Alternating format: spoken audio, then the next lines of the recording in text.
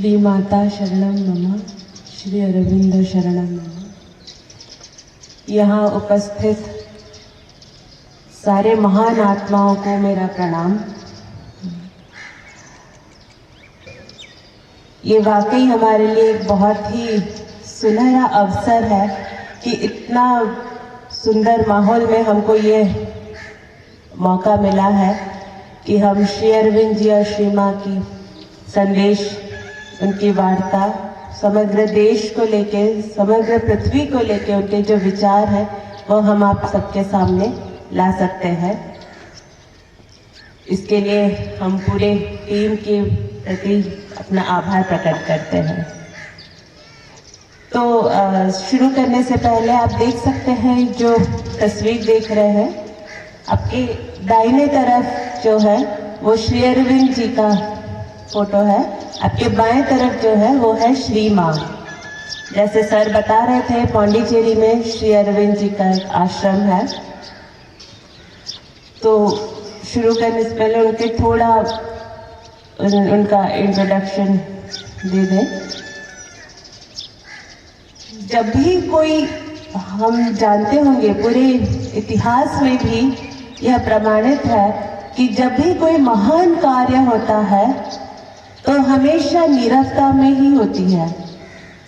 जैसे अगर हम एक पेड़ को देखते हैं, जब एक पेड़ बढ़ता है, बीज के अंदर से वो क्या होता है किसी को उसकी भनक भी नहीं होती है, पर जब वो एक पेड़ में कन्वर्ट हो जाता है, इतना बड़ा पेड़ हो जाता है, थोड़ा सा भी आवाज नहीं आती है। ठीक उसी तरह जब भी कोई विश्व में कोई महान घटना घटती है या कोई महान लोग आते हैं और जो कार्य कर जाते हैं उसका कोई आवाज नहीं होती है, बहुत नीरवता से ही सब कुछ संपन्न होता है। एक बार श्री अरविंद जी से पूछा गया कि हम आपकी बायोग्राफी लिखना चाहते हैं तो क्या लिखें उसमें।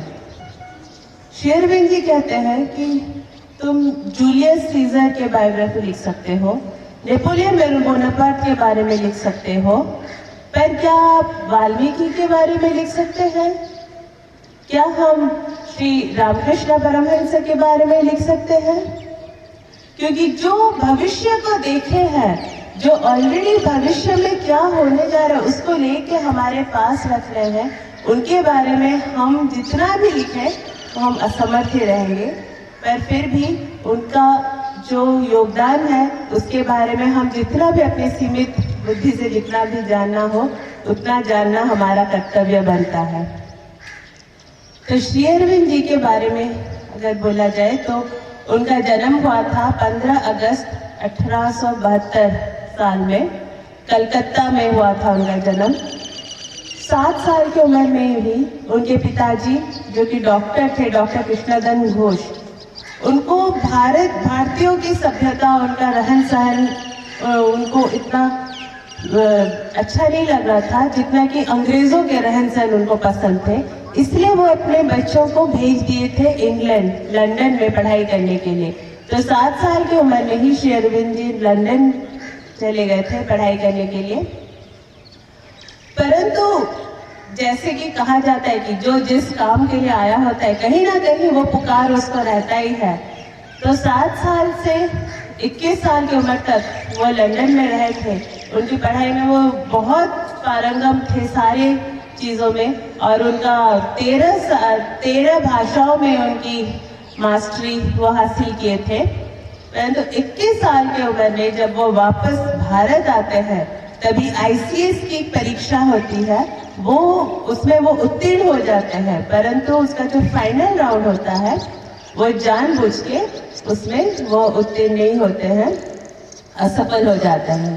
क्योंकि उनको धीरे धीरे जब अंग्रेजों के आक्रमण के बारे में, अंग्रेजों का जो भारत माता पे उनका जो कब्जा था उसके बारे में धीरे धीरे जब जानते हैं तभी उनको लगता है कि मैं अगर इस नौकरी मुझे मिल भी जाती है तो मैं इन्हीं के अधीन में रह के काम करना होगा, जो कि उनको पसंद नहीं था। इसलिए वो जानबूझ के वो घुड़सवारी का राउंड था फाइनल राउंड, उसमें वो असफल हो गए। उसके बाद से उनका जो कार्य शुरू हुआ, उनका हर एक पल, हर एक सांस जैसा रहा उनके माँ के लिए, भारत माता के लिए। तो उनका विवाह भी हुआ था, परंतु उनके विवाहित जीवन में भी वो उनका इतना रुचि नहीं था, क्योंकि उनका सारा फोकस था, उनकी सारी एकाग्रता थी कि अपने देश को वो कैसे आज़ादी दिलाएंगे। तो एक चिट्ठी में उन्होंने अपनी धर्मपत्नी को एक चिट्ठी लिखा था, जिसमें उन्होंने लिखा था कि तुम्हारा जिससे विवाह हुआ है वो एक पागल है। मैं अपने आप को एक पागल इंसान समझता हूँ, और मेरे 3 पागलपन हैं। वो 3 पागलपन को विस्तार से उन्होंने लिखा था कि मेरा पहला पागलपन यह है कि संसार में जितने भी अर्थ हैं, जो भी धन है, वो सब भगवान के हैं, और हम जितना भी उसको इस्तेमाल कर रहे हैं, उन्हीं के धन से हम उसको इस्तेमाल कर रहे हैं। और हमारी जितनी आवश्यकता है, मेरी जितनी आवश्यकता है, उससे अगर मैं 1 पैसा भी अधिक खर्च करता हूँ, इसका मतलब मैं एक चोर हूँ, क्योंकि उस पे मेरा अधिकार नहीं है, वह किसी और का, जैसे भगवान के पैसे से ही मैं खर्च कर रहा हूँ। तो दूसरा पागलपन कहते हैं कि सारे कहते हैं कि सारे धर्म, जो भी जाति है, धर्म है, सब पूजा सब कुछ करते हैं। किस लिए करते हैं? सब अपने अपने नियम से, अपने दायरे में रह के भगवान के लिए करते हैं, भगवान को पाने के लिए। परंतु मेरा यह खोज है कि अगर सच में भगवान है, तो मैं उनको साक्षात दर्शन करना चाहता हूँ। यह है मेरा दूसरा पागलपन। तीसरा है, लोग देश को एक भूखंड या पहाड़, पर्वत, नदियां, झरना इतना में ही सीमित रखते हैं, इतना ही सोच के रखे हैं। परंतु मैं अपने देश को, अपने भारत को अपनी माँ समझता हूँ। और जब कोई संतान यह देख रहा हो कि कोई राक्षस आके उसकी माँ की छाती पे बैठ के रक्तपान कर रहा हो, तो क्या वो उसको सहन कर सकता है? तो मेरा यह पागलपन है कि मैं अपनी माँ को क्या, जब तक आजादी नहीं दिलाता हूँ इन राक्षसों से, मैं चैन से नहीं रहूंगा। तो यह था उनका 3 पागलपन, और यह जो तीसरा पागलपन है, यही उनको प्रेरित किया कि जब तक भारत स्वाधीन नहीं होता, वो भारत माता के लिए ही लड़ेंगे। पर उनके लड़ाई में उनका शस्त्र क्या था? किसी तलवार से नहीं, बंदूक से नहीं, उनका जो शस्त्र था वो ज्ञान। वो तब से ऐसे आर्टिकल्स सब लिखने लगे, जिससे कि देश के युवा पढ़ते ही वो पूरा प्रभावित हो जाते थे, और उनका एकदम खून खौलने लगता था कि हम किसके अधीन में हैं, और हम किस अवस्था में हैं, और हमारा कर्तव्य क्या है। ऐसे जितना ही वो आर्टिकल्स पढ़ते, जितना लिखते गए, और उनके एक एक भाषण में हजार लोग इकट्ठे हो जाते थे, और एक ही भाषण से वो प्रभावित हो जाते थे। मतलब उनका खून गर्म हो जाता था कि हम किस अवस्था में और हमको क्या करना चाहिए। ऐसे होते होते धीरे धीरे इतने सारे गोष्ठी बनने लगे, जो कि अंग्रेज के विरुद्ध लड़ने के लिए सब तैयार होने लगे। फिर यह देख के अंग्रेज सरकार को उनमें थोड़ा डर आ गया। तब हर तरह की कोशिश उन्होंने की कि कैसे श्री अरविंद जी को इस आंदोलन में भाग लेने से रोका जाए। 1908 में एक घटना घटी, जिसमें कि अंग्रेजों की कुछ महिलाओं की मृत्यु हो गई थी एक बम विस्फोरण में। तो वहां पे श्री अरविंद जी का कोई हाथ न होते हुए भी उन्होंने उनपे एक झूठे आरोप दर्ज कर दिया कि इस घटना में श्री अरविंद जी का सबसे बड़ा हाथ है बम बनाने में। तो 1908 में उनको अलीपुर जेल में, वो अलीपुर बम केस कहते हैं उसको, अलीपुर जेल में उनको भर्ती किया गया। जब वो जेल जा रहे थे, उनको जब जेल लिया जा रहा था, तभी उनके मन में एक सवाल आया भगवान से कि मैं तो जो भी कर रहा था अपने देश के लिए, अपनी माँ के लिए, उसकी आजादी के लिए कर रहा था, तो क्या अब मैं अगर यहाँ पे रह जाऊंगा तो मैं उस आंदोलन में कैसे भाग लूंगा? अपनी माँ की आजादी के लिए मैं अपना भूमिका कैसे पालन कर पाऊंगा? तो ऐसे ही सवाल आया था। फिर उनको जेल में भर्ती किया जा रहा है, और जेल में तभी तो पता ही होगा जिस लेवल का टॉर्चर, मेंटल, फिजिकल, सारे टॉर्चर को वो एकदम गंभीर, एकदम नीरवता से, साइलेंटली उसको वो लेते थे। उसमें थोड़ा सा भी विचलित नहीं होते थे। लोग पागल हो जाते हैं ऐसे जब एकांत में रहते हैं, या इतने साल दिनों का एकांत में लोगों का कहीं ना कहीं हमको डिस्टर्ब लगता है। पर श्री अरविंद जी बहुत शांत रहते थे। हमेशा उनके मन में वही सवाल था कि आगे क्या है। और जेल में उनको एक ऐसी उपलब्धि होती है, वो स्वयं भगवान का दर्शन पाते हैं, श्री नारायण श्री कृष्ण का दर्शन वो पाते हैं जेल में। और वहाँ सूक्ष्म में श्री कृष्ण उनको भगवद गीता पकड़ाते हैं। वहाँ से उनको जो रियलाइजेशन हुआ, जो उपलब्धि हुआ, उसके बाद से जहाँ भी देखे उनको बस भगवान ही नजर आए। वो जेलर में भी भगवान नजर आए, शत्रु में भी। वो कहते हैं कि मैं शत्रु में भी भगवान को ही देख रहा था। तो वहाँ पे कोर्ट में जो जज बैठे थे उनमें भी उनको भगवान ही नजर आ रहे थे। और उसके बाद से जितने भी यातना थी, जितना भी टॉर्चर हो रहा था, उसमें उनको बस आनंद ही आ रहा था, क्योंकि वो भगवान को वहाँ पे उपलब्धि किए थे, उन्हीं को वो महसूस कर पा रहे थे। फिर सन 1909 में जब उनके खिलाफ कोई सबूत नहीं मिला, उनको रिहा कर दिया गया। जब वो वहां से निकल रहे थे, जेल से जब निकल रहे थे, तभी उनको एक प्रेरणा आती है कि भारत तो स्वतंत्र होकर ही रहेगा, यह तय है। यह 1909 में है। भारत तो स्वतंत्र होकर ही रहेगा, इसके लिए अभी तुम्हारा होना ना होना इतना मैटर नहीं करता, क्योंकि उसके लिए बहुत लोग ऑलरेडी आगे आ चुके हैं। अभी का समय आया है एक और काम के लिए, एक और महान काम के लिए, वो है समग्र विश्व की आजादी, पूरे मानव जाति की आजादी। तो मानव जाति की आजादी से हम क्या समझते हैं? अभी तो हम आजाद हैं, आजाद देश के ही नागरिक हैं, परंतु क्या हम अपने में ही आजाद हैं? यह सवाल जब हम अपने आप से पूछे तो ऐसे कई चीजें हैं जो कि हमको कैद करके रखे हैं।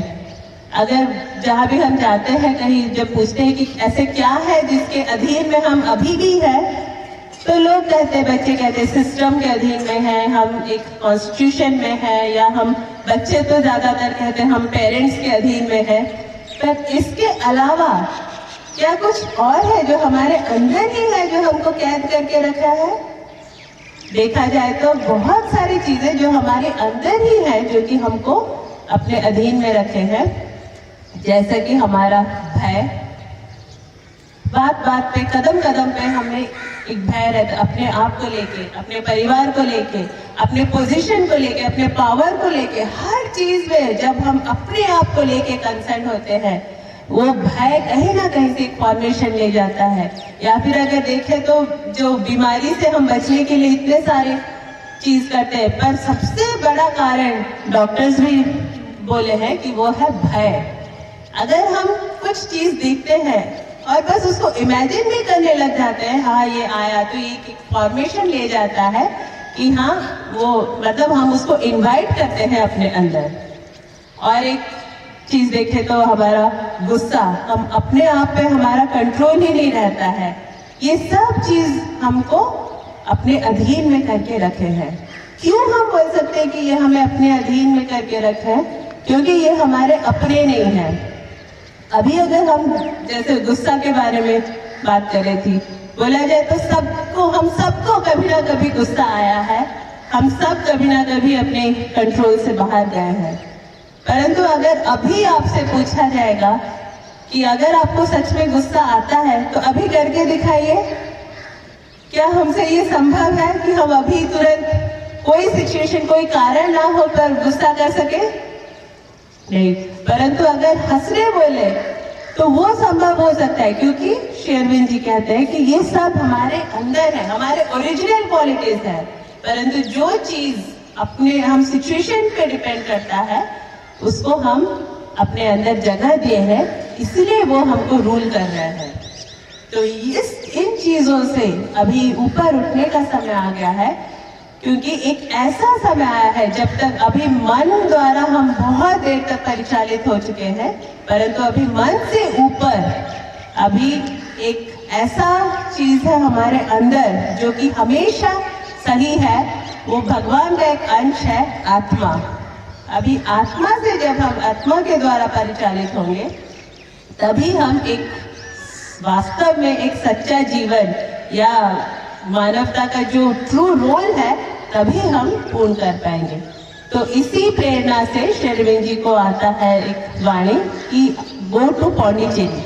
तो जब वो जेल से निकलते हैं तब सीधा पौंडीचेरी के लिए निकलते हैं, वहां पे उनकी साधना शुरू होती है। पर वहां रहकर भी उनका जो योगा से, उनके आध्यात्मिक प्रैक्टिस से वो भारत के लिए जितना उनका योगदान है वो ऐसे फिजिकली हमको ना दिख रहा हो, पर उसमें बहुत वो हेल्प किया है भारत को अपनी ट्रू पोजीशन को रियलाइज करने में। एक छोटी सी घटना बताऊंगी, उसके बाद मैं भैया को माइक ऑफर करूंगी। जब 1918 में गुजरात के एक एक्टिविस्ट आए थे श्री अरविंद जी से मिलने के लिए, तो उन्होंने कहा कि हमारी पूरी लड़कों की पूरी ग्रुप तैयार है रेवोल्यूशनरी एक्टिविटी के लिए, अभी हमको क्या करना है, आगे आप आदेश दीजिए। श्री अरविंद जी उनसे पूछते हैं, वो सब तो ठीक है, पर तुम्हारा आध्यात्मिक अभ्यास कैसा चल रहा है, योगा कैसा चल रहा है? फिर वो कहते हैं कि जब मेरा देश आजाद नहीं है, अंग्रेज के अधीन में है, हर रात मुझे नींद नहीं आती है यही सोच के कि हमारे देश कैसे आजाद होगा, उसमें मैं योग के बारे में कैसे सोच सकता हूँ?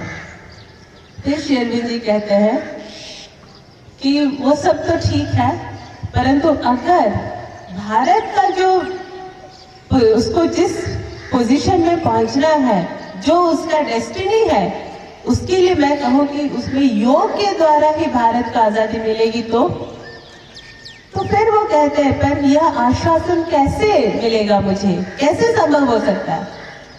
भारत जब तक आजाद नहीं होता है तब तक तो मैं चैन की सांस नहीं ले सकता।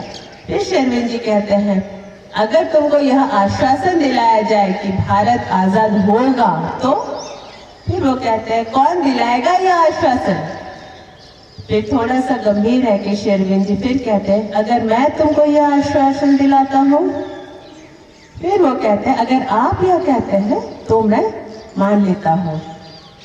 कुछ दिन बाद फिर वो आके पूछते हैं श्री अरविंद जी से, क्या वाकई में भारत स्वाधीन होगा, कितना % गारंटी देंगे आप?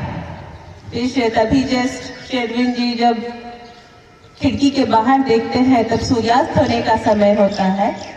कहते हैं, कल का सूर्योदय जितना सच है, भारत की आजादी भी उतना ही सच है, भारत आजाद होकर ही रहेगा। तो यह था उनका 1918 में उनका यह जो आश्वासन था, क्योंकि वो भविष्य को देख चुके थे। फिर वहां से इसलिए पौंडीचेरी में उनका जो साधना था कि एक नए जाति, मानवता के एक नए जाति के लिए, जो कि जिसको वो कहते हैं अति मानव जाति, उसके लिए अभी समय आ चुका है। जबकि हम, क्योंकि इवोल्यूशन प्रोसेस में हमेशा एक विकास ही होते रहता है, और कभी भी प्रकृति भी जो है, नेचर भी जो है, एक इनकम्प्लीट कार्य से वो सेटिस्फाइड नहीं होता है। इसलिए अभी समय आ गया मन से परे एक दूसरे लेवल पे काम करने का, जो कि जिसके लिए श्री अरविंद जी 40 साल तपस्या करके एक शक्ति को अवतरित किए हैं इस पृथ्वी पे, जिसका नाम है अति मानव शक्ति। तो उसी को लेके फिर अभी वो पूरे पृथ्वी पे काम कर रहा है। तो जितना हम उसके बारे में सचेत रहेंगे, उतना ही उसको हम या जो रूपांतर, जो परिवर्तन का हम स्वप्न देखे हैं, कोई सचेत अवस्था में या कोई कॉन्शियस हो या ना हो, पर यह होकर ही रहेगा, उतनी जल्दी त्वरान्वित होगा। तो यही मुझे कहना था। और श्री माँ वो फ्रांस में उनका जन्म हुआ था, फरवरी 21 1878 में। और उनका जो बचपन से ही वो कॉन्शियस थे कि एक महान काम के लिए वो आई हैं। और जब उनका भेंट हुआ श्री अरविंद जी के साथ 1914 में, पहली बार जब वो उनका श्री अरविंद जी से साक्षात हुआ, तभी उनको समझ में आ गया कि यही वो इंसान है जिनकी उपस्थिति ही ये पूरे विश्व में परिवर्तन लाने वाला है। जो पूरा संसार जिस दुख दर्द यात्रा से गुजर रही है, उसका हमेशा के लिए अंधकार का जाने का समय आ गया है। और इनकी उपस्थिति ही इस बात का प्रमाण है। तो दोनों मिलके पांडिचेरी में इस कार्य को आगे ले गए। तो अभी मैं